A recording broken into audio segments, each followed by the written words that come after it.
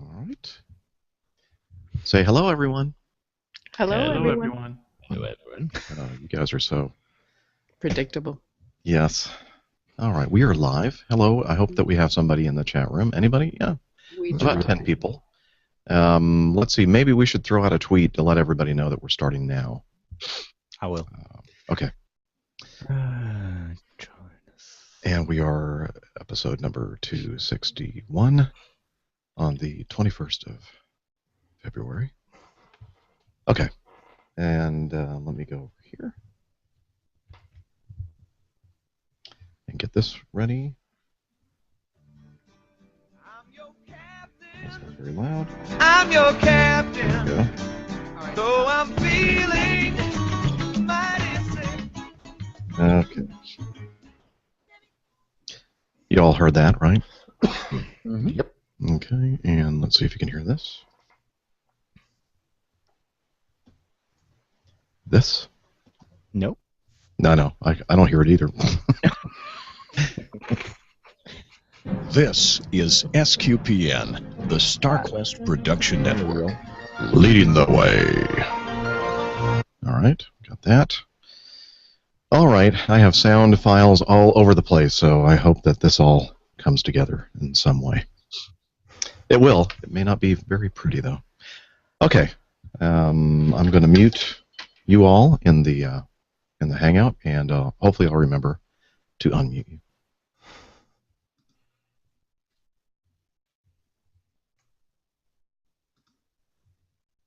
This is SQPN, the StarQuest Production Network, leading the way.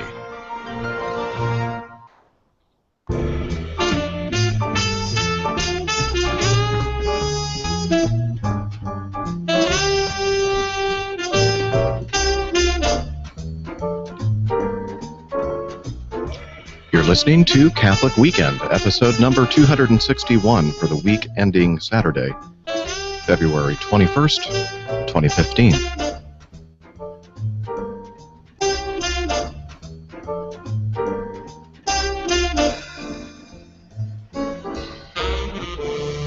Good morning. I am Jeff Nielsen, also known as your captain. And joining me this morning from Conyers, Georgia, the lovely Maria Johnson. Hello, everyone. Good morning. I remember to unmute you. And okay, whatever.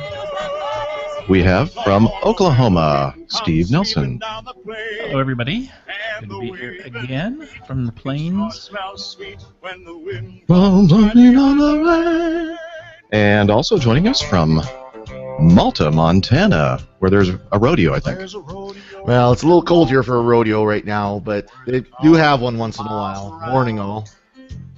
Good morning, and also joining us, our special guest this morning from Amersfoort, our CEO, Father Roderick. Good morning. That's been a long We're going to time hear more music. What is that craziness there, huh? Well, we're gonna talk about it here in a minute, because that's the reason why we have Father Roderick with us today. It's an anniversary of sorts. I think a pretty big anniversary, I'd say, wouldn't you? It is. It is. So, well, welcome, Father Roderick, and thank you for joining us today on the Catholic Weekend. And so, should we just dive right in, or should we? Well, let's talk about what's been going on with everybody this past week. Anything interesting? Anybody?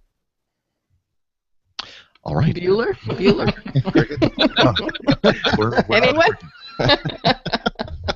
No. We had a big event. I kind of alluded to it last week, but we had kind of a Mardi Gras celebration. Of course, before Lent, we had to have the Mardi Gras, and we did this fantastic meal. It turned out absolutely amazing. Of course, I was gone for all the planning and preparation. I timed that well, but then just show up for the event itself, But no, it was yep, exactly. It's called delegation. Pastors are supposed to do that. Be able to delegate all their responsibilities. No, And actually, we did kind of something fun along with it. It was called a Night at the Races, and it's a fundraising event where they have actual horse races from throughout the country that they've recorded, and then they send you a DVD with these horse races, and they send you funny money and tickets for the betting and everything, and people go bet on the horses, and odds are based on how many people bet for each horse, and then you run the race. Dude, is that even legal? It's funny money. It's funny money. There's no actual money being exchanged. It's no different than playing Monopoly. Okay, that's what we're calling it. Go ahead. Sorry No, to seriously. interrupt. So yes, it's legal. We wanted to do real money, but that would be illegal. But no, it was a lot of fun. People really got into it. It was a blast. Doing the betting and everything, and of course it's funny money. So by the end of the night, everybody's like, "Okay, I'm just going to throw everything down, win or loss," So it was a blast. Did you ever see the movie The Sting? It's very much like that. Years and years ago. No, it was a lot of fun, and we actually did raise. Well, we grossed almost $5,000 off of it. Wow. And in a small town like this, that's a lot of money to gross. So it turned out really, really, really well. It was a lot of fun too. Everybody had a blast. So that was our big event for the week. And then I spent the rest of the week just catching up on stuff I missed over 2 weeks. Sweet. Know that feeling. Yeah. Right. Yeah, so if you don't remember, Father Corey was on a whirlwind train vacation, right? A couple weeks? Yep, couple of weeks seeing North America, basically. Northern part of North America, I should say. Did you go through the snow belt of where, like, around who got the most snow in the Midwest? Like Philadelphia, Buffalo? I missed a lot of the snow, actually, because it was north of New York is where the worst of it got absolutely hit. And I missed a lot of that. So it was kind of unnerving, though. There were 2 train derailments this week, and both of them were on tracks that I had gone on. Oh, wow. Because of the snow? No, just I don't know what caused the derailments. Just probably tracks or whatever. But it's just like, great. I didn't do anything to the tracks, I swear. So, Steve, you Yes. kind of indicated that catching up was something you had to do this past week? Yeah, well, the week before last, I spent in San Antonio at a music educators conference, and I love San Antonio. We had such a good time there. Lots of good food. The weather was great. It was like 80 degrees. But when you're out of the office for a week, you have to do double duty when you get back. There was so much to catch up on. Oh, but it's good to be back, isn't it? It is until next week when I leave again. How about you, Maria? How was your week? Well, it all culminated in a faculty convocation on Thursday, on the coldest day in Atlanta. Outside? No, we did it in the conference center. But it was funny. It was, the women usually will wear a black dress under the gown and hose or no hose, depending on if it's a spring convocation. But this was the spring convocation, right? And I'm lining up and I look back and all the women are in black slacks, and it was so hilarious. Never mind, that's just So is this like graduation? It's like graduation. They gather the faculty twice a year in the fall and in the spring, and they deliver either the goals for the year in the fall or the state of the college in the spring, and it's a big to-do. It's pretty. I mean, you dress up in your regalia and you parade around. Ooh, regalia. You gallivant around. Gallivant around. Speaking of that, has anybody watched in pretty black dresses? What's the name of that? Yes, I saw it. Gallivant. Gallivant? Yeah, I think that's what it's called. I did watch it. I saw about 3 episodes of it, and then I lost interest. Not heard of it, apparently. Apparently, Mac Barron really loves it. Really? Yeah, they talk about it on their show. It was Father, clever. have you had a busy week? Yeah, it started with the Mardi Gras celebrations, which are actually quite big in the Netherlands, at least in the southern part, because that's entirely Catholic. So that usually starts on Friday before Ash Wednesday.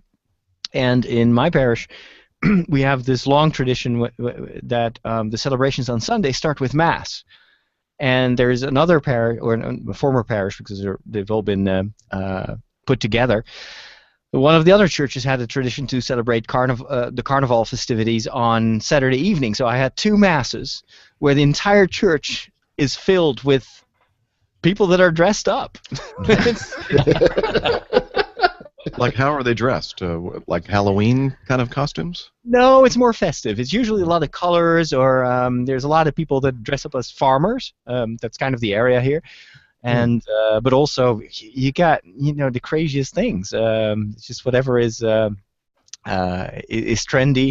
No Jedi Knights or that sort of stuff, but just lots of colors, lots of crazy hair.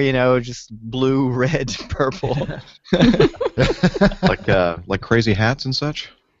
Yeah, it's the only time in the year that, as a priest, I feel underdressed. Speaking of hats, I'm looking at the video here. If you're watching with us, right behind Father is a desk or bureau or something, and on top of it is an unusual-looking knitted cap. So, what is that? It's an R2-D2 hat. It's actually the dome of R2-D2, but then knitted in wool. And I saw this on Facebook. One of my Star Wars friends here in the Netherlands took a picture with his newborn son, and they both had that, domed hat. So I was like, I got to get myself one of those. And of course, I'm not very proficient at knitting. So, no, it's one of the things that I just can't get my head around. But I knew that we had some very talented people, especially Lynn Francisco, who also made me the Where's Waldo hat and how do you call it, the scarf. The scarf. And so I asked her, "Can you make that?" And so we found the instructions on how to do that, and which she had to adapt, and then I had to measure my head and all sorts of Well, that's fantastic. He was wearing. And it's actually it fits perfectly, and to someone who doesn't know what Star Wars is, it looks kind of like a postmodern hat. It's got these like blue squares on it, and it looks just something very fancy. But only the true Star Wars fans know that I'm making a fool out of myself by wearing it out in the street. Oh my gosh! Well, next year you're going to get a TARDIS hat, right? Oh. There's a woman. Honestly, there's a woman in my parish, and every once in a while, when we have an adoration at the first of the month, and it gets a little packed. And one day I was in adoration, and I look up, and I had to leave. I mean, I was done. I was so distracted the entire time because I kept staring at the hat, thinking, is that a TARDIS that she has on her head? And so I try to focus on Jesus and hello, is that knitted? Is that a TARDIS hat? And I spent the entire time distracted by the hat, and I'm like, I'll come back later and do this right. So, Father Roderick, there's an exhibit I got to see a couple of weeks ago in Seattle. I know you would be highly, highly interested in. Oh, yeah? It's done by the Smithsonian in conjunction with these museums throughout the country. It's a traveling exhibit. It's called Star Wars and the Power of Costume. Oh, wow. They've got all these different costumes from all the movies. A lot on Amidala because, of course, she has a lot of costumes throughout all the movies. But it was just fascinating because not just was it the costumes, they also described the materials they used to build them. Like for example, the Jedi, the Jedi robes. They look like they're really rough, cotton and things like that. Yeah. They're actually things like silk and polyester because they can make them look rough, and then also when they get wet in shooting, they dry out a lot quicker. Things like that. Oh, so it's. Wow. But it's not just the practical things. They also talk about what is the symbolism. So again, the Jedi robes are based off of like Japanese warrior monk garb. Yeah. Things like that. So they describe kind of the symbolism that goes in that they designed these costumes with, and you can see the progression with the emperor from his very regal garb at the beginning to the black hood and everything, and it's a fascinating. I mean, first of all, anybody who's interested in costuming would be interested in it, and art. But then, of course, Star Wars geeks are like, oh, look, there's R2-D2. I remember seeing an exposition. I'm not sure where it was, but there were some artifacts from Star Wars, and it felt, it had the same feeling to me as being close to important relics. Yeah, exactly. In the Catholic Church, I was like, that thing touched the hand of that saint, And Yeah, exactly. That robe. Wow. You guys are just too geeky. Hardcore. Yeah. Well, hey, the reason why we don't really ever have to have an excuse to have Father Roderick on the show, but we need to bring up the numbers, the ratings. It's ratings week. No, I'm just kidding. There's so much truth in that. But Lynn Francisco reminded us a couple weeks ago that, hey, the 10th anniversary of Father Roderick's Catholic Insider program, and for many of us, when we hear the history of people in getting involved in podcasting, listening to podcasts, how did you find out about SQPN? I'd say 9 out of 10 people will say it was this podcast, this priest from the Netherlands with his mini Sony mini disc recorder and a microphone and headphones out there and giving us sound seeing tours, and the show was called Catholic Insider. And it just so happens that almost exactly 10 years ago, was actually the 23rd of February of 2005, we heard this on our iPods. Catholic Insider, February 23rd, 2005.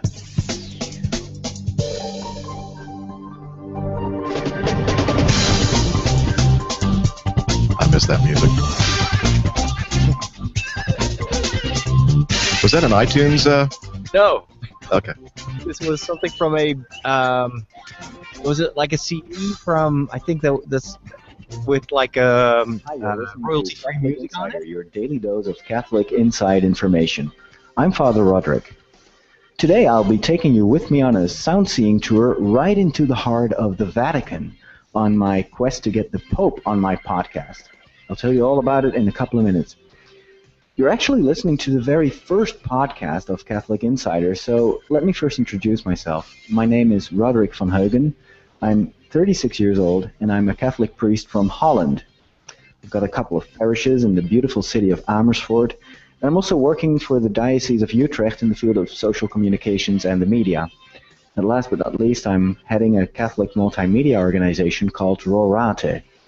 We're among other things, producing one of the biggest Catholic news websites in the Netherlands and Belgium, as well as some other sites, and this podcast is actually my first international production. So what's this Catholic Insider podcast all about? First of all, if you're new to the concept of podcasting, then check out iPodder.org, where you'll find a lot of information about this new and exciting phenomenon on the web. There are a few thousand different podcasts today, all about a lot of different topics: technology, entertainment, cooking, sports, politics, music, you name it. However, Catholic podcasts are still extremely rare, and since there are more than 1 billion Catholics on this earth, I figured it might be interesting to start a podcast for them, and of course for anyone else who'd like to know more about Catholic faith and lifestyle. So what are we going to do? Okay, so that's the very beginning of that, and Oh my gosh! So does that bring back some memories for you, Father? Yes, it's crazy. I remember exactly the location where I was recording this. This was in the Dutch college on top of the Aventine Hill, where I studied for 2 years. It was I remember I had to close the windows with the curtains because it was a very echoey room. And I wanted it to sound a bit more like radio, and I had an old Windows laptop with one of those tiny microphones, the ones on the plastic ones. Mm-hmm. And I it was constantly overmodulating, and so I was like, I think I was kneeling in front of the bed, and I put it on the bed so it wouldn't, again the drapes on the bed would also dampen the sound a little bit.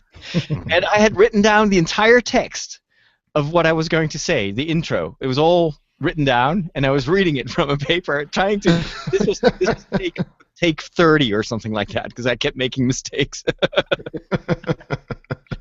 Those were the days. I wanted to make it sound really professional, like I am a radio maker and 1 billion Catholics. I'm gonna be rich. Well, interestingly, didn't you say that for many of your first podcasts, you scripted the whole thing and pretty much reading, and then you kind of shifted away from it? Yeah, the intros were always scripted, but not the stuff that I recorded outside. I mean, I just obviously, yeah, walk around and it was all improvised. You can also tell because I'm making a lot of mistakes in English, and I didn't have the vocabulary to describe some of the stuff that I wanted to describe, and so this has been a really big project of trying to master English better in order to communicate. But yeah, I kind of abandoned the idea of pre-scripting everything, but it took more than a year, I think, before I was even the first episodes of the Daily Breakfast, which was kind of the what the show morphed into when I was back from Rome, and I thought, you know what, I can't walk around in this neighborhood. That's not going to be very interesting. There are no popes and pope-mobiles here. Even the first episodes of the Daily Breakfast were completely scripted, and of course, when you listen back to it, you can tell. It's, well, I don't know, but a lot of time to get comfortable. A lot of people, it's for me. I can't read something and sound like I'm not reading it. But I think that you can. I mean, there's a certain talent that people have. But we can all tell now when you're reading something and when you're just kind of doing something extemporaneously. But it was also the voice, the way you use your voice. Now, when I'm excited, my voice goes up. But I remember those first few episodes, I felt like a radio voice needs to be deep, and I need to be, trying like Paul Camerata. Exactly. But now it sounds so artificial because I know that when I'm recording it, I'm super excited. Actually, there's a big difference in tone, in style. Compared if you compare the intros to the Catholic Insider episodes, and then the stuff that I recorded outside, where I completely forget about that. All right. Well, speaking of that, you mind if we pick up a little bit later, just a few more minutes into this, when you're actually using your mini disc recorder and you're talking naturally. Oh. By the way, that's a throwback mini disc recorder. Microphone to get him into this podcast. So I'll head over to the Vatican right now. I'm actually already late, so I hope we'll be in time. I didn't cue it up exactly. Here we go.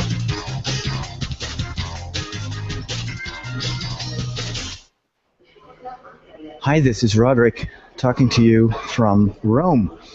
I'm taking you on my first sound-seeing tour to the Vatican, and I'm currently in the metro station waiting for the train to take me there.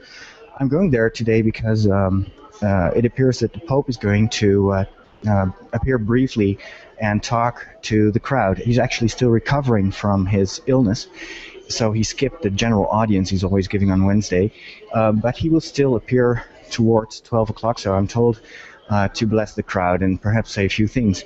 And I thought it would be a good idea to take you with me on this tour through Rome, through the Vatican, and see if we can catch some sound bites on my podcast of the Holy Father himself. Actually, it would be kind of a premiere to have the Holy Father himself coming to you on a podcast.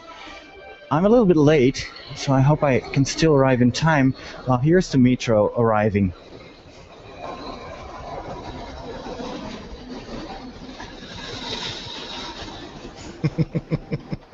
This is what had anybody before you done a sound seeing podcast? Only Adam Curry. Adam Curry was a DJ from MTV. Yep. And he's married to. At the time, he was married to a Dutch woman, so he was fairly well known in the Netherlands. And he kind of, I'm not sure if he really invented podcasting, the technology, but he definitely invented the way in which you could apply it. And so he sometimes would walk out the door and record the street sounds. The thing was, he just did that. He didn't describe what was happening, so you just hear these sounds, and sometimes he would say something, but it was almost as if you were blind. And but that gave me the idea, what if you would just add a narrative to this and turn it almost into an audio play, like a live audio play. You hear the sounds of the metro, which I kept calling metro. One of those words that I only knew on paper. I had no idea how to pronounce it. I think either is fine. I think I've heard it pronounced both ways. Either or either is fine. Yeah, perhaps. I was very confused at the time. But anyway, so yeah, you hear the metro sounds, but then you need to describe what you're seeing. And I discovered very soon that you don't need to describe everything. You just give a few visual cues, and people will start painting their own mental image, which might be very different from what I was actually seeing, but it doesn't matter. You kind of feel like you are there, and that's something that I still enjoy doing very much. And I love it when I'm on vacation. That if I have some time to wherever I am, in France or in Italy or Greece, to just go out and just go for a walk and describe what I see. Well, it's kind of like listening to those old radio dramas where they would describe the scene and then let the sound effects kind of fill in the rest of it. Yeah. The thing is, it was really a time of learning how to do this, because the funny thing is, if you go to Rome, you immediately have a lot of visual images. You remember what Rome should look like, or at least you know it from the postcards or from Google Maps. Thing is, Rome as a city, the sound of the city is terrible. The only thing you hear is traffic. And the occasional, Italians discussing politics, and then you have those horrible ambulances, that. But there's nothing romantic about the sound of Rome. You had to conjure that up with words, and that was very difficult in those early days, because I wasn't used to, I think I could more or less have a conversation in English, but that's very different from describing architectural things, or even now I'm very bad at that, and I struggle with what's the word for that. But that's the charm of it, I think. It was fun. Yeah, it was also the stumbling over the words, and then people probably yelling at their iPod. It's metro. That was part of the fun. Yeah. Well, you do it so well, and that was one of the things that made your podcast different from, not that there were that many of them out there, especially Catholic podcasts, but that's what really made yours, I think, just really stick out way on top of everybody else's. And then, of course, the timing of you starting this podcast in 2005, and you were there to try to get the Pope on the show. And let's listen to a little bit more of this. Gosh, it's crowded as usual. I hope I can find a spot to stand. My God, it's really full of people, full of noise also, as you can hear. This is just perfect, Street musicians. What you hear is actually a couple of people singing and playing the guitar. It's very common in the metros in Rome for artists to play their art. Actually, they're not real artists. They're just trying to make some money. It gives a nice atmosphere. Of course, it's I think officially not allowed, but it certainly heightens the spirits of everybody sitting here, going to work or elsewhere in this big city. I'll let you listen.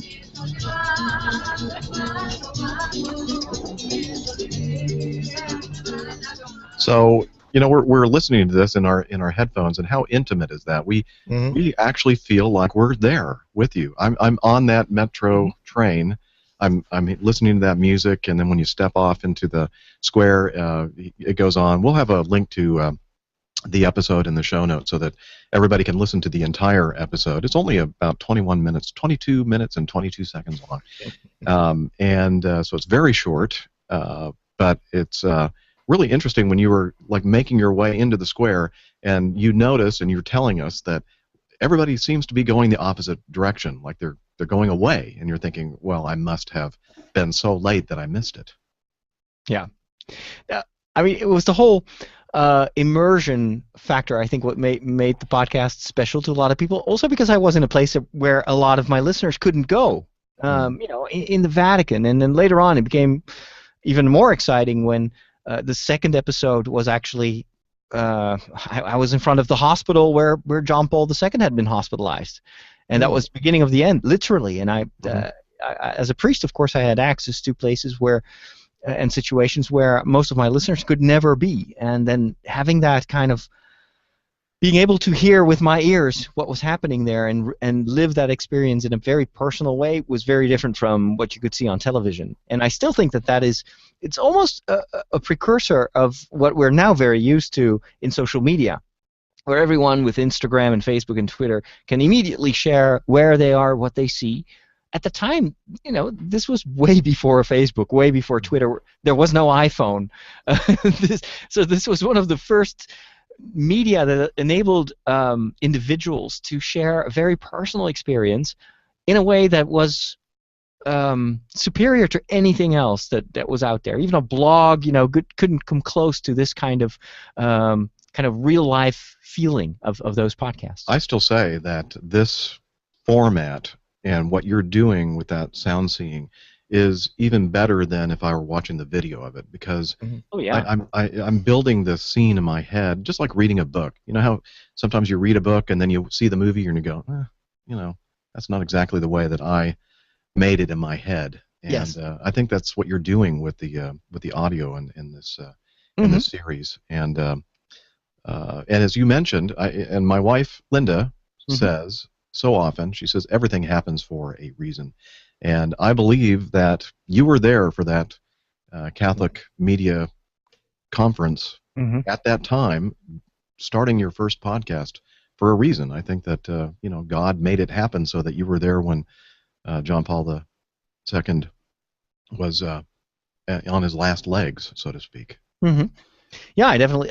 If you look at what happened afterwards and how this very simple, almost an experiment, grew out into what is now my job, my work, my mission, and what followed with all the other podcasters and SQPN, and just even beyond that, just the explosion of the Catholic blogosphere. And it's funny to listen to that first introduction where I say there are a couple of thousand podcasts.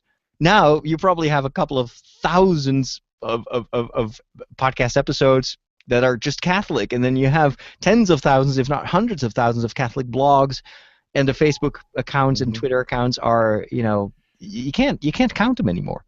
Well, it's hard to believe too that all this really developed only in the last 10 years. Yeah. If you think about it, I mean, the last 10 years, of course, I'm sitting here thinking that it was just 10 years ago that John Paul II died. This is his 10th anniversary year. It's hard to believe that, first of all, but that all this developed, how fast technology has developed, everything we take for granted now, Facebook and blogging and Google Hangouts like we use for this, and podcasting and all these things that we don't think about anymore. They're just a part of our background, part of the background noise, if you will.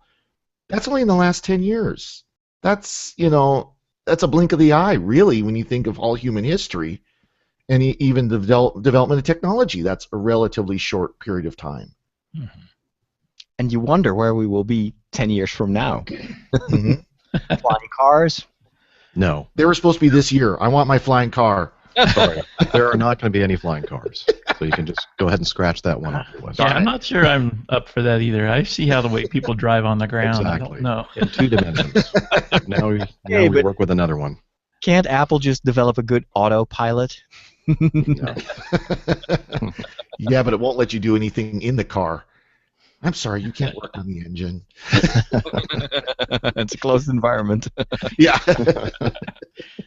Well, you can't these days with our modern cars anyway. They're all computerized, and you can't really work on them like you used to. No. I think the biggest fruit of this entire revolution, though, is how much it brought the world together. And of course, there are two sides to this, because there is no other place where people go at war as in on social media. So there's also a lot of fighting and flame wars. But I mean, it's just a medium. But the fact that I now am talking to you guys, and in a way through some kind of time travel thing, we're even talking with a community that will listen to this sometimes weeks later. There is a real community. There's a real friendship that has developed, And all of this was completely impossible 10 years ago, and look where we are now. To me, that is the biggest reason to say thanks for this great gift, because it literally brought the world together. Well, just recently, I don't know if you've caught Cliff Ravenscraft's latest. Well, it sounds weird. Latest episode, but he was talking about the podcasts that he listens to. Have you listened to it yet, Father? Perhaps not. Yeah, he mentioned in the previous one that he was going to talk about the podcasts that he subscribes to and listens to and why. And of course, the top two, and many of us here on the panel listen to these as well. Leo Laporte, This Week in Technology, and MacBreak Weekly. And then he lists three of yours, by the way, The Break, The Walk, and Geek Week, and explains why, and the fact that you two had done a joint venture at some point. But what was the point of that? Oh, he was talking about how it was that he became aware of you, Father Roderick, and he said he was listening to the show by Adam Curry, Daily Source Code, as I was. Many of us here did as well in the early days. And he said that both Adam Curry and Leo Laporte occasionally would mention this priest in the Netherlands doing a podcast. And his name is Father Roderick. And so that's how a lot of people found out about you. And that's the way Cliff found out about you now. Cliff is such a great friend of our network. So I just thought that was kind of, wow, that's perfect. The timing of all this, coming up on the 10th anniversary of this, the 10th anniversary of our Catholic New Media involvement, SQPN, and then the fact that Cliff just happens to spend quite a bit of time on his latest show talking about your shows and you and how this whole thing came together. I think a lot of podcasters are approaching their 10th anniversary, because we all kind of started in those early days, and it's a great moment to look back and also to kind of look ahead.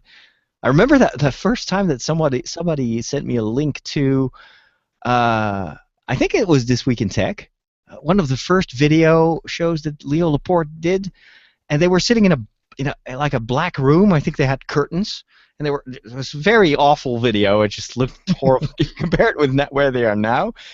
And it was just basically a bunch of old guys talking about technology.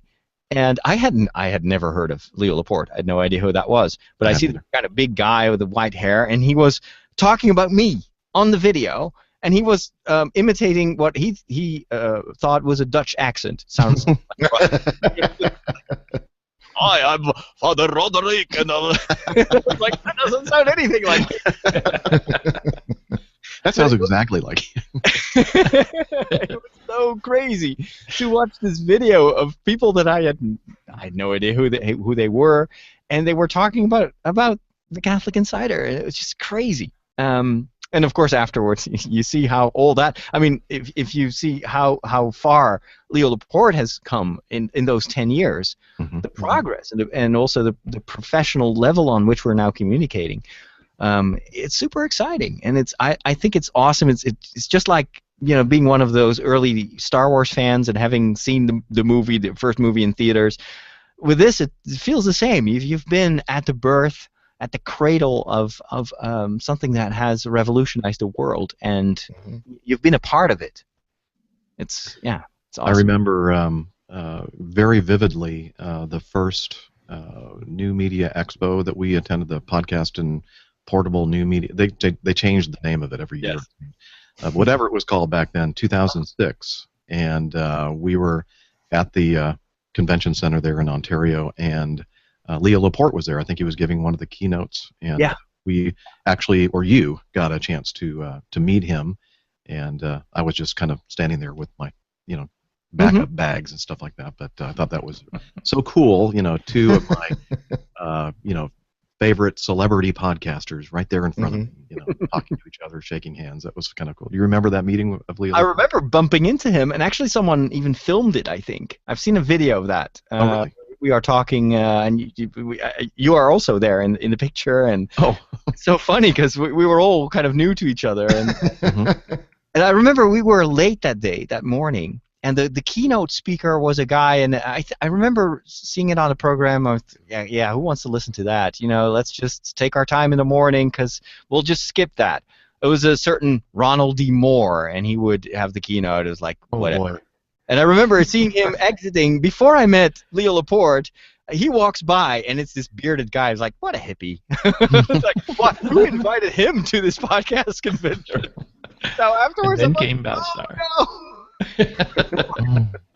If only I had stopped and shook his hand. It's one of the biggest, most for me, it's one of my science fiction heroes, and I did not shake his hand. Uh-oh. Oh well, can't have it all. Yeah. So, speaking of going back, Steve, you Yes. started a podcast on the U. When did you start that? August 2006. Okay, so that was pretty early on. Yeah, I didn't realize I was such an early adopter just a year after Father Roderick. Mhm. Now let's see the timeline. Greg actually, not Jennifer. Jennifer joined later. Also started a podcast, but it was a couple weeks after yours. Is that right, Father? Yes. Yeah. It was Greg started, I think, in his car, recording it on one of those tiny Little handheld recorders. player with a recorder or something. Mm-hmm. And it was just him talking in the car. And then I think Jennifer joined a couple of episodes later. Mm-hmm. And I first got into contact with him because he was singing a song we had those Frapper maps Mhm. on which you could put pins, or I think the listeners could put pins and you could see where they live. And Yeah. he created like a Frapper map song with his guitar, putting all those names on rhyme, and I thought it was awesome. Mhm. And I think I contacted him about it or something. That's how I got to know Greg. And not much later, I remember. When did we meet, Steve? I think it was. Wasn't it in during a convention or? You came to Dallas for a Theology on Tap thing, Oh and yeah. I drove down from Oklahoma to meet you at Yeah. that. But we had communicated a little bit before that, but we hadn't met. Yes, I remember being amazed how tall you were. You were giant compared to me. I felt like a hobbit. And I had no idea because you're listening to a voice and you see a picture, but it's just a headshot. But it's like, oh, Steve, that's a big guy. Yeah. Very tall. That was very important for me. Yeah, I enjoyed that. Crazy. Didn't we go for ice cream afterwards? To one of those Blue Bell ice cream. We did, yeah. I think I got like Smurf ice cream. Stephanie in the chat room was saying meeting podcasters in person for the first time as a listener is a trip, and it really is. And I think Mhm. Stephanie, I think I was there when you first met some of the celebrities at SQPN, like Father Roderick, in the lobby of the Drury Inn or whatever the hotel name was in San Antonio. Yeah. I think that was the first time. At least that was the first time that I met Stephanie, and Mhm. that was kind of cool. See, I'm a newcomer to all this. The first time I met all these clowns was Boston, the last CNMC in Boston. Yeah. I come over to I was at the other hotel. I was at the Holiday Inn Express. I come over to was it the Hilton or I think it was the Hilton there in Boston. Hyatt. I couldn't remember which one. Mhm. And they're all down in the lobby area having a drink, and I come over, and that's the first time I meet Steve and Jeff and Sarah and Maria and Father Okay. Daryl was there. Father Mhm. Daryl was there. Yeah, Father Daryl's in the chat room right now. Yes, he is. That's the first time I met all this group, so I'm a newcomer to all this. Well, that's the cool thing about the CNMC. When we do that, that's an opportunity for people to get together and actually meet face to face and form and forge new friendships and new projects and that kind of thing. I think that's probably the most the best thing about the conferences. Being there in person. Hmm. Wouldn't you agree, Father? And enduring friendships. Mhm. A lot of these people, yeah. but also listeners, I've known them for years and years. And occasionally, every once in a while, I get an email from someone who has kind of dropped off the radar, and they've not been listening for a couple of years, and they're stunned to find that we're still podcasting and reconnecting. It's so much fun, and there are like hundreds of people that I know by name, and I know what they look like, and I've met them, and they feel so close, even though they're on the other side of the ocean for me. It's amazing, and it's something that I hope that we can continue to celebrate for the rest of our lives, because it's to me it's also what heaven is going to be. It's going to be this ongoing, reunion. Remember that time where you said this and that, and then I thought this and that. Yeah. It's going to be awesome. You need an eternity, I think, to catch up on everything that happened, let alone what will follow. It's going to be actually a big CNMC, I think. So, well, I guess you'll talk more about that at CNMC, but have you given any thought of where you think the future is going to go? It kind of as a teaser for CNMC? Yeah, well, I think that the landscape, the media landscape, has changed a lot. Especially, of course, the dominance of mobile devices now. The fact that you can get internet almost everywhere, so it's a pure commodity. The whole technology of podcasting had been designed so that you could download and listen offline. Well, who needs that anymore? And with the advent of very cheap video devices and cameras, the whole experience and the way in which we communicate has become much more multimedia. I do believe that just as radio has maintained its strength and its relevance, even with the advent of television and the internet, the same thing will be true, I think, for podcasting. There's always an audience that will continue to listen to podcasts. One of the big advantages, of course, is that you can listen to podcasts if you're doing something else, when you're in the car or you're, cleaning the house or whatever. That's how I listen to a lot of podcasts. But in addition to that, there's also a huge new interest for other forms of communication. Of course, the social network communication that we all participate in is part of that ongoing conversation. And I think the future, for me personally, I think is very much going to be also in video, online video. Because there's the same problem that we had with podcasting and radio. There's a lot of video out there. There's not much good Catholic stuff out there that is relevant to not just Catholics. And I think that our mission that we had in audio is probably something that we should also develop in the realm of video. Oh, excellent. That's a great teaser, and music is coming up in the background. Time for a quick break before we move to our picks of the week.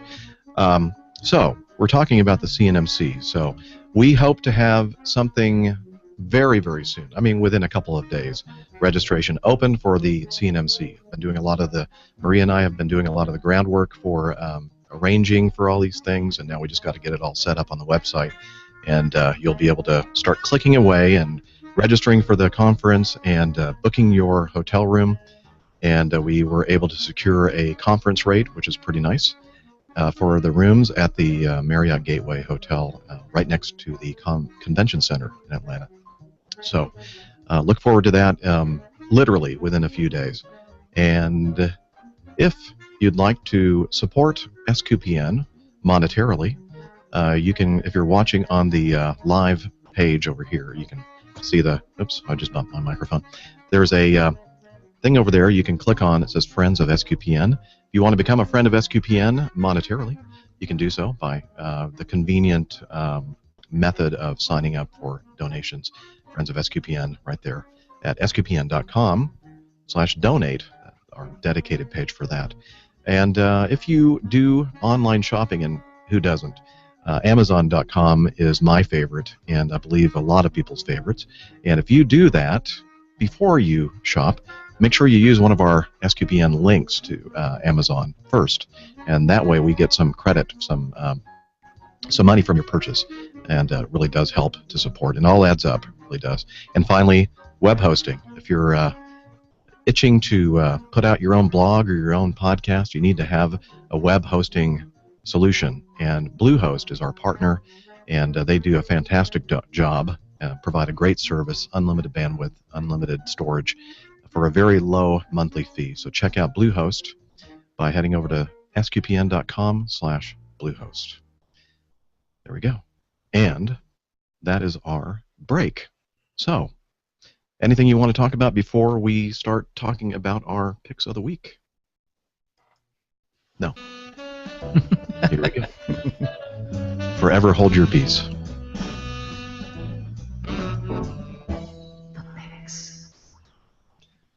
Thank you, Pat Gone, for that. And we are at that point where we talk about stuff that we recommend or think that people should be made aware. And who would like to go first? I'll go first. Okay, Steve. My pick of the week is a shout out to the parish of St. Joseph in downtown San Antonio. It's located near the Riverwalk. It's actually a German parish from the 1880s, I think. And so you walk inside, and all of the Stations of the Cross are written in German and English, and it's just an absolutely gorgeous church. But as things have developed down there, it is now located right in the heart of all the major hotels and the conference center and everything, and they are very welcoming to people, to visitors that come to San Antonio for the various conferences and things. And they have adoration every day, they have mass every day, and I was there on Sunday for mass, and it was just a very welcoming place and perfectly located for visitors to San Antonio. So if you happen to be there, check out the parish of St. Joseph, and you can actually get to it from the Riverwalk. If you go to the right place, there are steps that lead right up to the church. It is right around the corner from the layover hotel that we have in San Antonio, right next to the, just right around the corner, literally from the. Yeah, is that the Marriott? One of the Marriotts? Mm-hmm. Yeah. Yeah, that's a beautiful, beautiful church. What is it? You said, is it Old German or Czechoslovakian? Or? It's German. German, yeah. Oh, cool. Yeah, that is very cool. All right. Thank you, Steve. And I've been to it several times, and I have to give my thumbs up to that parish. Can we do that at parishes? Sure, yeah, there we go. That's the next website we need. Is like TripAdvisor or something like that for parishes. 2 thumbs up on this parish. Somebody hasn't done that yet. They do have a Catholic. I use and have an app called Mass Times, I think it's called, and you can find local parishes and their times and all that kind of stuff. But they should have a function like Yelp, reviews. Maybe not. Maybe not. Yeah, do you really want to get in that business? No. Now the wine they used for the consecration was a little sour, but the homily was excellent. But make sure that you get out of there before the choir starts singing the Ave Maria, because it's grating on the ears. All right, I'm going to go next. I found an application, an iOS application. I'm not sure if there's a Android version of it or not. I didn't look that up. I should have. But it's called Lent, Catholic Meditations, and and Readings by St. Thomas Aquinas. You may have heard of him. And it's a way to meditate and kind of keep in the well, you probably can't see it right here, but it's on my phone, and it's called Lent, Catholic Medication. Catholic Medication. That's an entirely different one. Anyway, Catholic Meditations by St. Thomas Aquinas. And so if you're looking for something to enhance your spirituality and your education during Lent, check that out. I'll have a link in the show notes if you're interested in putting that on your phone. It's not free. They have a light version that I think it's like every other day you have access to the just to check it out. It's free. But the actual real full version of every day of Lent is $2.99, I think. So not bad. For someone who's not that pious, you can just go for the free version. And you're thinking, well, why didn't you go for that one, Jeff? There's always aspiration, Yes. You always got to aim for something. All right. I've got an app as well as a pick. This is actually, it's been around for a while. It's available on iOS. It's not available on Android yet, but they seem to be working on it. It's called Paper, and it's a really great tool to draw, to paint, to watercolor, whatever you want. And it used to be a free app already, but then for every new tool, let's say a brush or a pencil, you had to pay an in-app do an in-app purchase.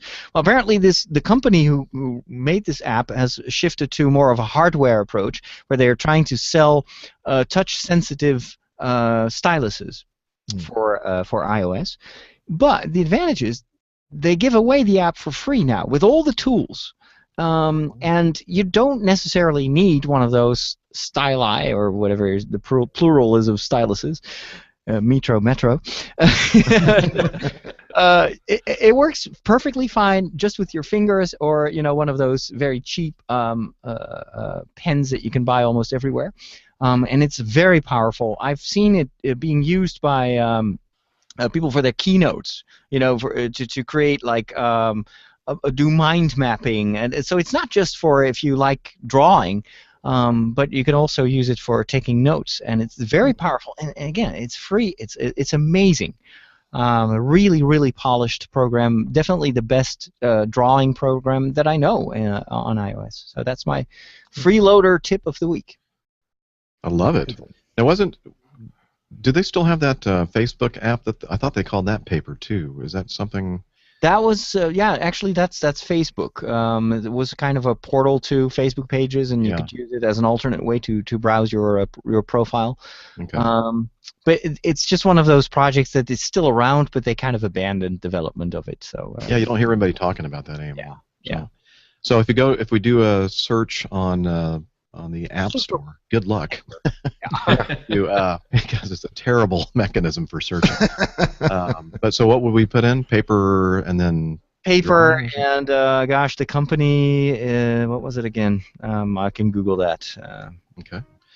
Well, while you're doing that, Father Corey. Yep. Yeah, unfortunately Maria dropped off, so I'm the last one. And my pick is an article by Monsignor Charles Pope. Now, if you've read his blog, you know he's an excellent writer, and very deeply spiritual, deeply theological in his writing. And the article is called "The Gift of Sorrow for Sin: A Meditation on the Mass for the Gift of Tears in the Missal." There is actually a mass, a setting of prayers in the Missal called the Mass for the Forgiveness of Sins, or the Mass, or as it says in the old Missal, 1962 Missal, Mass requesting compunction of heart. Compunction meaning sorrow. You might have heard that at Ash Wednesday, that word compunction. It's a beautiful reflection on the fact that one thing we need to ask from God is this gift for having sorrow for our sins. Our sin, I think we commit our sins sometimes, and we don't really, and we say we're sorry for them, but we don't really have true sorrow, where we realize, and it's not sorrow as in I'm a horrible person, and the sadness. It's almost a sorrow of the joy that that our Lord came and gave His life for us. It's kind of one of those things in those paradoxes in the Christian faith, that we're sorrow because we got so much joy that our Lord had given His life for us. So it's a wonderful article. It's very much worth reading and spending some time meditating on, and possibly asking for this true sorrow for our sins, these tears, this gift of tears for our sins. So check that out. Excellent. You mentioned that. It's also a theme that Pope Francis has mentioned several times in the past few days. Ask for the gift of tears. I thought it was very profound. Very good. Very good. Yeah, Monsignor Pope's blog is awesome. Okay, go ahead, Father. Paper app is made by the company 53, and there are in-app purchases, but they are now all free, so you can just download them and start creating your masterpieces. And our master note takers already got it in the show notes, so we will have it available. Maria, are you there? Do I dare jump in at this point of the Yes. game? Do you have a pick of the week? I do, in fact, have one. Well, hurry, because we're almost at the end of the show. CatholicSistas.com, SISTAS, CatholicSistas.com is running an interesting little hashtag for a Lenten Instagram photojournal, and they've posted on their website a word to reflect upon for every day of Lent, and you post a picture with the hashtag CSSLT, LENTIPJ. Stands for Catholic Sisters Lent Instagram Photojournal. Wow. We'll have a I link to know, that in so the show many notes. letters. Yeah. Okay, great. Well, we're glad that you were able to rejoin us. You were out for, seems like the last half of the show. Yes, I'm sorry about that, gosh. Hey, well, we're glad you made it back. So tell us how we can read some of your wonderful writings on your blog. You can follow me at Bego. You can read my blog at begojohnson.com, and I'm also blogging in Spanish, pedalosdemaria.wordpress.com. Excellent. And Father Corey? Well, my homilies are posted at frcorey.org, and you can find me on Facebook, Twitter, Instagram, Google+, a lot of those other things at frcorey Stica, last name spelled Sticha. Wonderful. And Steve Nelson? Everythingesteban.com. All right. Anything new and fresh over there lately, or are you still working on it? Nothing lately. Little busy, right? Yeah, but you know, I see Maria's tweets and all of her little challenges and things that she's done, and I'm going to jump in on one of these soon. Okay. She has like Great. little writing prompts as she gives her classes. Isn't that right, Maria? Yeah, do it. Yeah. Write with us on Mondays. I will try. Father Roderick von Hogen? Well, Van Hogen. I got my shows on sqpn.com and my videos on tridio.com. Tridio like in video, but then with TRI. And that website now also has an English homepage, so it's also multilingual.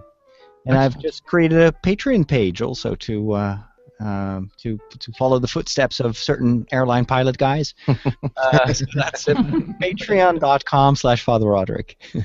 Excellent. And finally, speaking of airline pilot guys, that's me. A show about aviation, specifically airline aviation. Check it out, airlinepilotguy.com. And let's see, don't forget to head over to sqpn.com to check out all the wonderful shows in our lineup, as well as information about the CNMC. And until next time, wishing you a fantastic Catholic weekend. Take care, and God bless.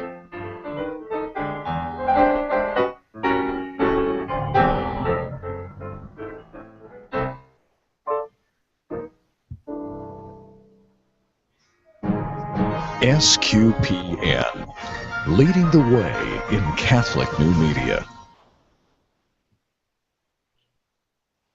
Okay. Congrats. I had to keep clicking. I don't know if you heard it or not, but I was like, okay, we're running out of time, so I'm going to click my cursor back on this audio file to keep that little thing in the background going. That was great. I was like, wow, what a timing. We're not going to make it. We're not going to make it. I'm wondering if anybody's going to notice the little clicking, the little brief interruption. No. If anybody did. Good. Excellent.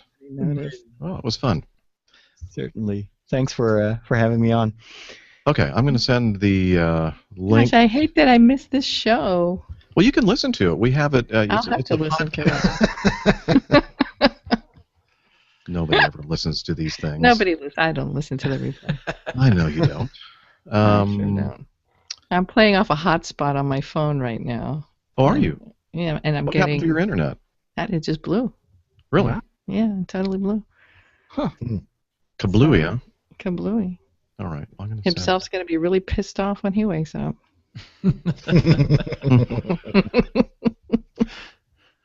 Oh, I got an email from Sarah. I just woke up. Oh, no. Go back to sleep. That said, I won't be joining then. Oh, well. I keep getting text messages from my brother. He's at a baseball game with my nephew, and a bird pooped on my nephew's ear.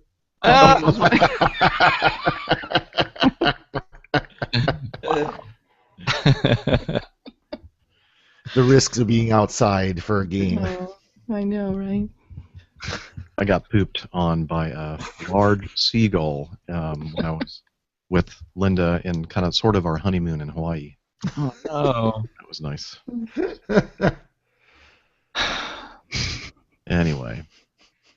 Okay, so I just sent a link to the remaining people in our board. And so we're going to go ahead and start our meeting here very shortly. Thank you for everybody for joining us today in the chat room. Do appreciate it. And look forward to engaging with you all next week. So I'm going to go ahead and stop the broadcast. Take care, everybody.